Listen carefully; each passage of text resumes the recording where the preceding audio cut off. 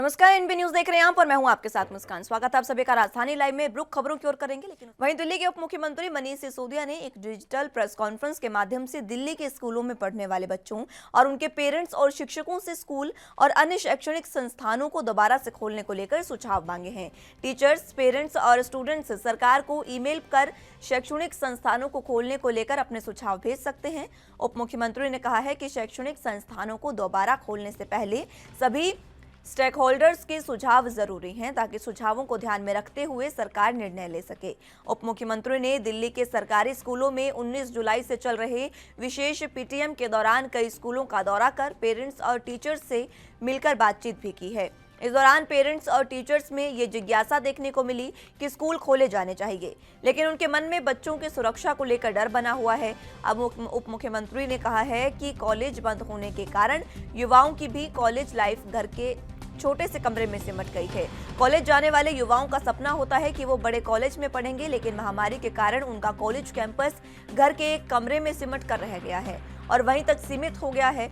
इसलिए युवा भी इस बात को लेकर जिज्ञासु हैं कि उनके कॉलेज कब और कैसे खुलेंगे, और इसको लेकर अब दिल्ली सरकार लगातार विचार कर रही है कि स्कूल और कॉलेज किस तरीके से खोले जाएं, कैसे खोले जाएं, जिसको लेकर अब उप मुख्यमंत्री मनीष सिसोदिया ने कल प्रेस कॉन्फ्रेंस की और इसी प्रेस कॉन्फ्रेंस में उन्होंने शिक्षकों और अभिभावकों से तमाम सुझाव मांगे हैं। एक ईमेल उन्होंने जारी की है जो delhischool21@gmail.com है, जिस पर आप अपने सुझाव दे सकते हैं।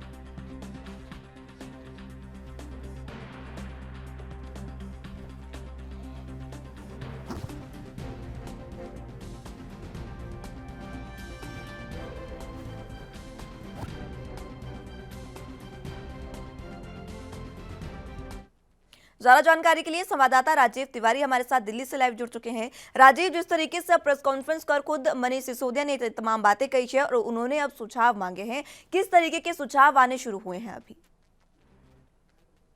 बात करें दिल्ली की बच्चों की, यानी कि दिल्ली के जो बच्चे हैं लगातार कहीं ना कहीं यही चाह रहे थे कि उनके स्कूल जो है वो कॉलेज जो है वो खुले, मगर उसी को लेकर दिल्ली के शिक्षा मंत्री मनीष सिसोदिया लगातार बच्चों से और टीचरों से लगातार उनके संपर्क में थे कि स्कूलों को खोला जाए या नहीं खोला जाए, क्योंकि कोरोना काल की वजह से लगातार बच्चों की जो पढ़ाई है वो कहीं ना कहीं घरों में सिमट कर रह गई है। मगर इसी को लेकर लगातार जिस तरीके से सुझाव मांगे जा रहे हैं अब दिल्ली की जनता से, यहाँ तक कि बच्चों के पेरेंट्स से, बच्चों से, तो कहीं ना कहीं लगता है कि स्कूलों को जल्दी से खोला जाए। यही चीज बच्चे भी चाहते हैं, यहाँ तक कि जो उनके पेरेंट्स है वो भी यही चाहते हैं कि स्कूलों को खोला जाए। मगर जो उनके मन में डर है, यानी कोरोना का जो डर है, वो कहीं ना कहीं जरूर से दिखाई दे रहा है। और यही चीज जो मनीष सिसोदिया के साथ बैठक हुई थी, यानी कि जो बच्चों की और पेरेंट्स की जो कहते बातचीत हुई थी, उसके अंदर भी यही चीज देखने को मिली थी कि कोरोना का डर जरूर है बच्चों के मन में भी और उनके पेरेंट्स के मन में भी। और यही चीज शिक्षा मंत्री जो है मनोज सिसोदिया वो भी यही चाहते हैं कि कोरोना का डर बिल्कुल खत्म हो, ताकि बच्चों की पढ़ाई जो है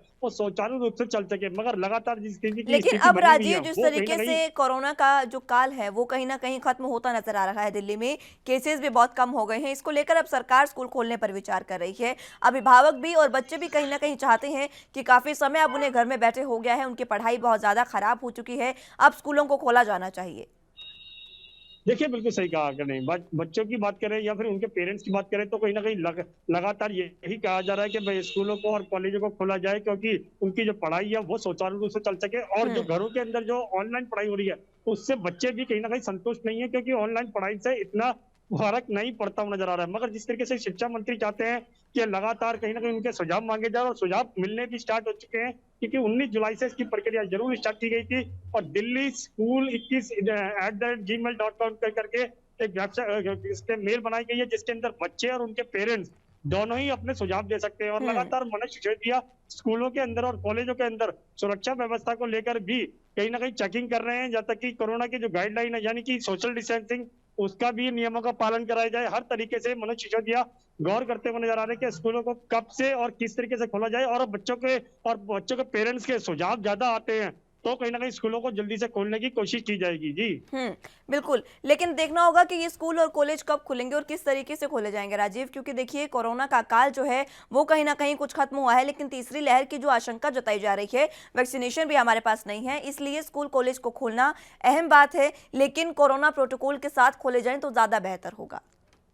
देखिए, बिल्कुल सही कहा आपने। यहाँ पर बात करें स्कूल कॉलेजों को खोलने की, तो कहीं दिल्ली सरकार ने अनलॉक की प्रक्रिया ज़रूर स्टार्ट की है, मगर जो स्थिति दूसरी लहर के अंदर देखने को मिली थी और जो तीसरी लहर के लिए भी कहा जा रहा है कि बच्चों के लिए घातक है, तो कहीं न कहीं दिल्ली सरकार भी जोखिम नहीं उठाना चाहती है। मगर राज्यों की बात करें तो वहाँ पर ज़रूर स्कूल खोले जा रहे हैं और हम्म। लगातार कहीं न कहीं अनलॉक की प्रक्रिया भी अपनाई जा रही है। मगर दिल्ली के अंदर भी यही चीज़ अनलॉक की प्रक्रिया के अंदर स्कूल कॉलेजों को खोला जाए या नहीं खोला जाए, ये ज़रूर सुझाव मांगे जा रहे हैं और खुद मनोज सिसोदिया हर मूवमेंट पर गौर कर रहे हैं, स्कूलों के अंदर जाके चेक कर रहे हैं। यहाँ तक कि टीचरों से भी बात की जा रही है कि वो लोग किस तरीके से बच्चों को बिठाएंगे, सोशल डिस्टेंसिंग का दायरा कितना होगा और किस तरीके से मास्क लगाया जाएगा। अगर जो बच्चे मास्क नहीं लगाते तो उनको किस तरीके से समझाया जाएगा।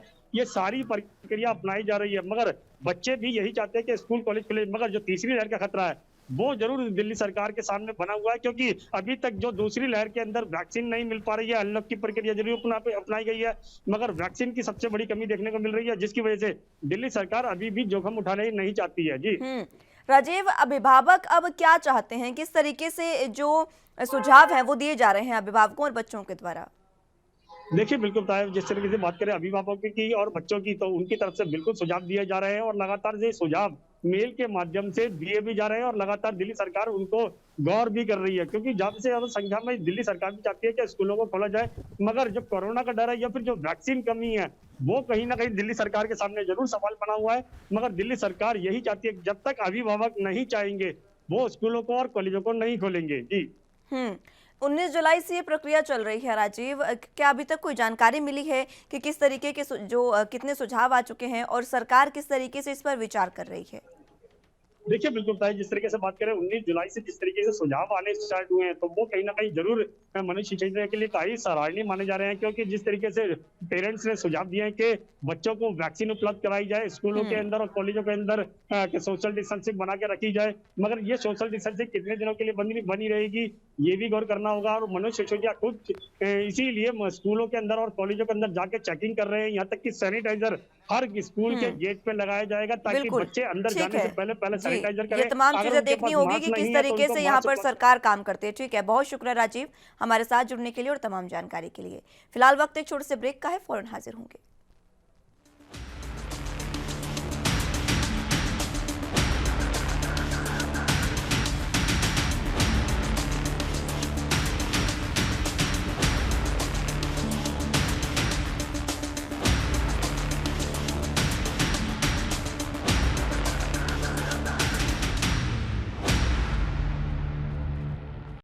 ब्रेक के बाद एक बार फिर से स्वागत है आप सभी का। रुख अगली अहम खबरों की ओर कर लेते हैं। कोरोना काल के बाद पहली बार महाराष्ट्र के नागपुर में स्कूल खुले हैं। कोरोना मुक्त गांव और तालुका के बाद जिलाधिकारी ने यह अहम निर्णय लिया है। कोरोना की दूसरी लहर के बाद महाराष्ट्र राज्य के सभी स्कूलों को बंद कर दिया गया था। इसी के साथ आपको बता दें कि करीब 5 महीने बाद नागपुर जिले के सावनेर तालुका के खापरखेड़ा गांव में कोरोना मुक्त होने के बाद चिचोली ग्राम पंचायत ठहराव में करीब 1 महीने से कोई भी कोरोना पेशेंट नहीं होने से ग्राम पंचायत की सलाह पर जिला अधिकारी ने कक्षा 7 से लेकर 12वीं तक के लिए अनुमति दे दी है स्कूलों को खोलने के लिए, और जहां पर नियमों का पालन करते हुए बच्चे एक बार फिर से स्कूल जाना उन्होंने शुरू कर दिया है। आपको बता दें कि महाराष्ट्र के नागपुर में कोरोना संक्रमण की वजह से हाहाकार मचा हुआ था और काफी जद्दोजहद के बाद हालात नियंत्रण में आए। लोगों की समझदारी और सावधानी के चलते आज हालात ऐसे बन गए हैं कि बच्चे फिर एक बार स्कूल जाना उन्होंने शुरू कर दिया है। लोगों में अगर इसी तरीके से जागरूकता रही तो आने वाले समय में ये तस्वीरें महाराष्ट्र के अन्य जिलों में भी देखने को मिल सकती हैं। स्कूलों को खोल दिया गया है और ये सीधी स्कूलों की तस्वीरें भी आपको दिखा रहे हैं, जहां पर बच्चे सोशल डिस्टेंसिंग के साथ बैठे भी हैं और तमाम तरीकों से कोरोना गाइडलाइंस का पालन किया जा रहा है। आप देख सकते हैं कि सोशल डिस्टेंसिंग के साथ सभी ने मास्क भी यहां पर लगाया हुआ है, खुद अध्यापकों ने भी मास्क लगाया है और पूरी सोशल डिस्टेंसिंग और कोरोना प्रोटोकॉल के साथ ही स्कूल खोले गए हैं। आपको बता दें कि लोगों ने सावधानी बरती, जिसके चलते ये गांव पूरे तरीके से कोरोना मुक्त हो गया है और यहां पर अब स्कूलों को एक बार फिर से खोल दिया गया है। बच्चों की पढ़ाई लगातार जिस तरीके से प्रभावित हो रही थी, उसके मद्देनजर बच्चे चाह रहे थे कि जल्द से जल्द स्कूलों को खोला जाए और अब स्कूलों को खोल भी दिया गया है।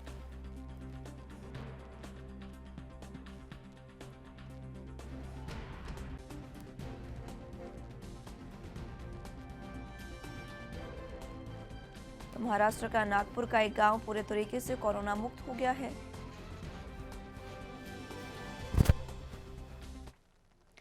ज्यादा जानकारी के लिए संवाददाता मुरारी सिंह हमारे साथ लाइव जुड़ चुके हैं। मुरारी, जिस तरीके से पूरे गांव को अब कोरोना मुक्त हो गया है, लोगों की जो सावधानी और सतर्कता थी उसकी वजह से गांव पूरे तरीके से कोरोना मुक्त हुआ और अब स्कूलों को खोल दिया गया है, किस तरीके से बच्चों में उत्साह है? मुस्कान, देखिए, अगर उत्साह की बात करें तो पहली और दूसरी लहर से ही स्कूल पूरी तरह से बंद थे।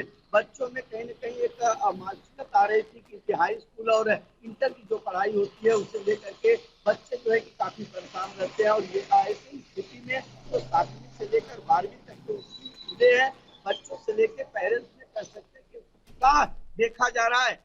लगातार इन इलाकों में कोरोना संक्रमण के चलते काफी लोगों की जाने गई थी। कई लोग ऐसे थे जो अस्पताल में एडमिट होने के लिए दर-बदर की ठोकर खा रहे थे, लेकिन लोगों की सावधानी के चलते पूरा तालुका जो है वो कोरोना मुक्त हो चुका है। 5 महीने में जिस तरीके से यहाँ पर स्थिति बनी थी और अब पिछले 30 से 35 दिनों में यहाँ एक भी कोरोना के पेशेंट नहीं पाए गए हैं, जिसके चलते हुए जिला प्रशासन की तरफ से जो पंचायत की तरफ से बात रखी गई, जिसपे जिला पंचायत ने अपनी सहमति जताई है और फिर एक बार जो है कि स्कूल यहाँ पर खोल दिए गए हैं। इसका मुरारी, अभिभावकों का इस पर क्या रुख है? क्योंकि देखिए, अभिभावक सबसे ज्यादा इस समय परेशान रहते हैं कोरोना काल में, क्योंकि महाराष्ट्र ने तो सबसे ज्यादा कोरोना का दंश सहा है। और इस बीच अब अभिभावकों का क्या कुछ रुख है? क्या वो खुद तैयार हैं बच्चों को भेजने के लिए? देखिए, उनका कहना है कि हमारे इलाके में कोरोना जो संक्रमण है पूरी हो चुका है, जो गाइड प्रोटोकॉल जारी किया, और यही वजह है कि पूरे इलाके में एक भी कोरोना के पेशेंट पिछले 1-1.5 महीने में नहीं पाए गए हैं। अब ऐसी स्थिति में स्कूल प्रबंधन को भी चाहिए कि सारे नियमों को फॉलो करते हुए बच्चों को पढ़ाएं। जिस तरीके की स्कूलों को भी ऐसा लग रहा है कि कोरोना का जो डर है वो अभी भी कायम है और सावधानी साफ तौर पर बरती जा रही है।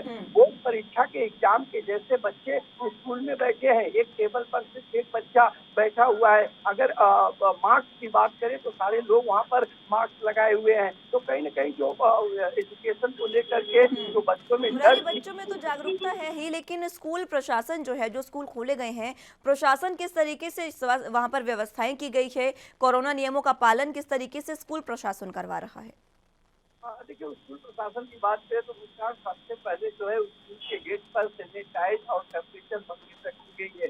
उसमें विद्यार्थी पहुंचते हैं, उनको सैनिटाइज किया जाता है, उनका टेम्परेचर देखा जाता है, उसके बाद उन्हें क्लास में जाने की अनुमति दी जाती है। स्कूल प्रबंधन की तरफ से कहा गया है यहाँ पर सप्ताह में एक बार डॉक्टरों की टीम जो है चेकअप के लिए बुलाई जाएगी, ताकि अगर किसी प्रकार की कोई दिक्कत होती है या संक्रमण का कोई डर होता है तो उससे निपटा जाए। स्कूल प्रबंधन भी इसे लेकर के काफी तैयारियां कर रखा है और जिस तरीके से यहाँ टीचर मानी समर्थन मिला है, आने वाले समय में अगर समर्थन कायम रहेगा तो कोरोना नामक महामारी इस इलाकों में नहीं दिखाई देगी। बिल्कुल ठीक है मुरारी, बहुत शुक्रिया हमारे साथ जुड़ने के लिए और तमाम जानकारी के लिए। फिलहाल वक्त एक छोटे से ब्रेक का है, फौरन हाजिर होंगे।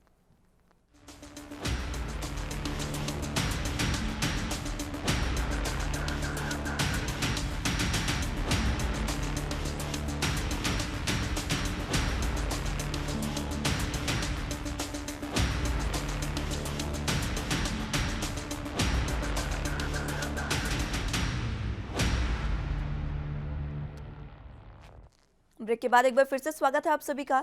मंदसौर के बाद इंदौर में जहरीली शराब की खबर से समूचे प्रदेश में हड़कंप मचा हुआ है।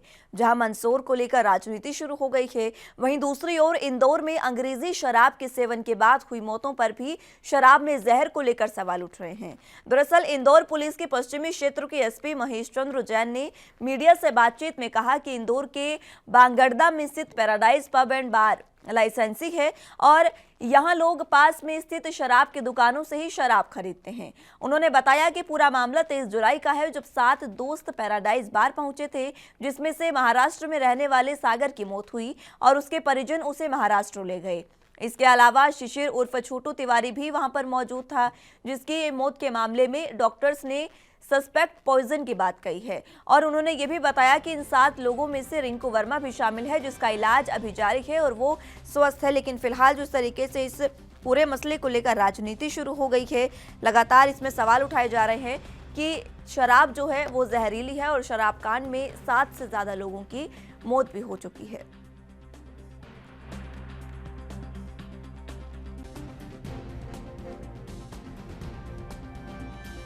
तो मंदसौर के बाद इंदौर में भी जहरीली शराब कांड की खबर सामने आई है। पैराडाइज क्लब एंड जो बार है वहां पर ये जहरीली शराब जो है वो वितरित की जा रही थी। हालांकि प्रशासन ने अब इस पर बड़े खुलासे किए हैं और उन्होंने कहा है कि किन तथ्यों पर बात होनी चाहिए ये भी उन्होंने तमाम जानकारी दी है। 23 जुलाई का ये पूरा मामला है जब 7 दोस्त एक साथ पैराडाइज बार पहुंचे थे, जिसमें से महाराष्ट्र में रहने वाले सागर की मौत हो गई है। उसकी मौत के बाद उसके परिजन उसे वापस महाराष्ट्र ले गए थे। हालांकि बताया जा रहा है कि इन तमाम लोगों ने वहां पर जैसे ही शराब का सेवन किया वैसे ही इनकी तबीयत बिगड़ने लगी थी और उसके बाद 7 लोगों की मौत हो गई है।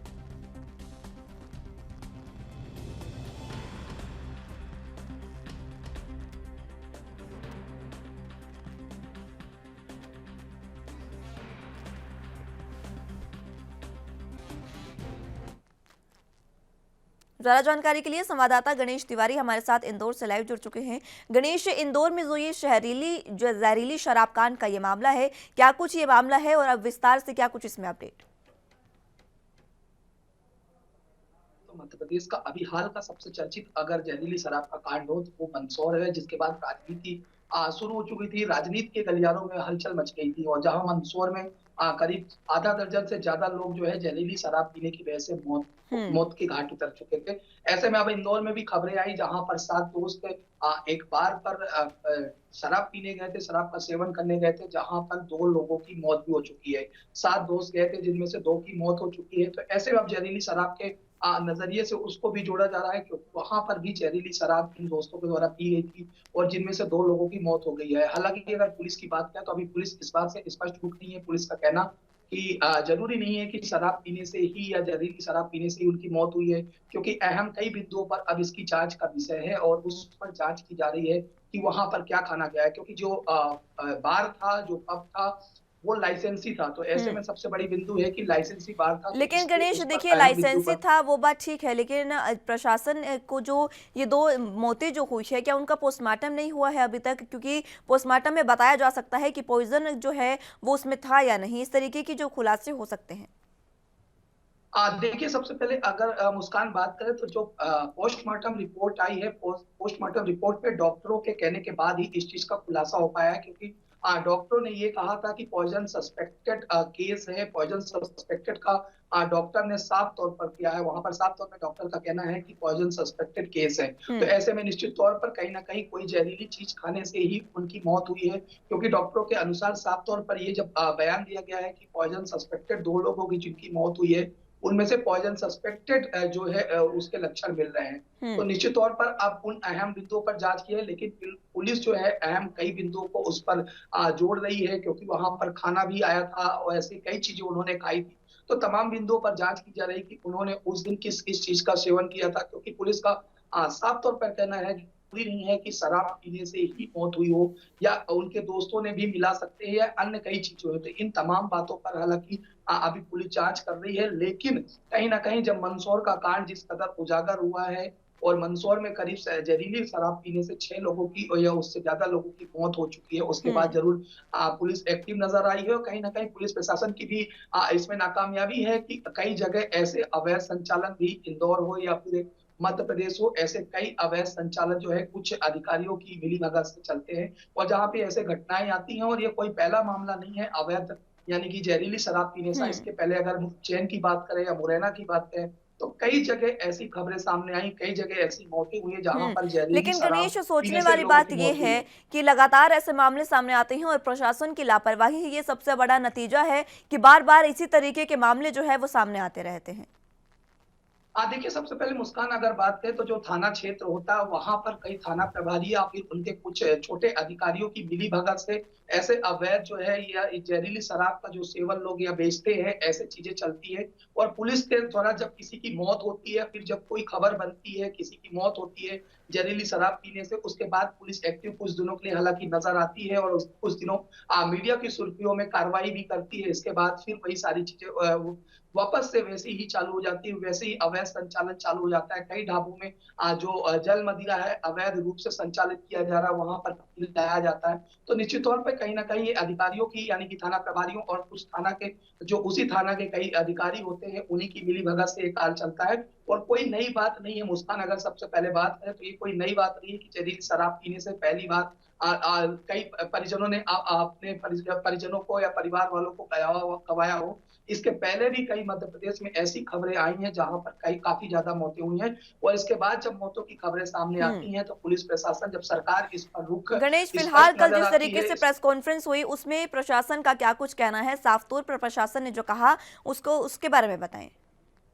आप देखिए मुस्कान, अगर प्रशासन की बात करें तो अभी प्रशासन का साफ रुख इस पर स्पष्ट है कि अभी प्रशासन इस पर किसी तरह से कोई बयान देने की नहीं दे रहा है। पुलिस प्रशासन का साफ तौर पर कहना है कि अभी स्पष्ट पूरी इसकी जांच की जाएगी, जांच के बाद ही कुछ कहना होगा। यानी कि अभी इस बात जांच की जो 7 लोग शराब का सेवन करने पहुंचे थे, जिनमें से 2 लोगों की मौत हो गई है, वो पूरी अब सस्पेक्टेड हो चुकी है, यानी कि जांच पर चली गई है। अब ये देखने वाली बात होगी कि क्या इस पर जांच क्या सामने निकल के आती है, क्योंकि पुलिस ने इस पर जो एक संदेह लगाया जा रहा था कि शराब पीने की वजह से ही मौतें हुई हैं, उस पर पूरी तरह से अब वो कहना उचित नहीं होगा, क्योंकि पुलिस ने इस चीज को सस्पेक्टेड और आगे की कार्रवाई पर कर दिया है। और ठीक है पुलिस इस चीज जी, की आगे की ठीक है। अब पुलिस देखना जांच होगा कर कि रही आगे है। पुलिस जी। की क्या कुछ कार्रवाई रहती है। बहुत शुक्रिया गणेश हमारे साथ जुड़ने के लिए और तमाम जानकारी के लिए।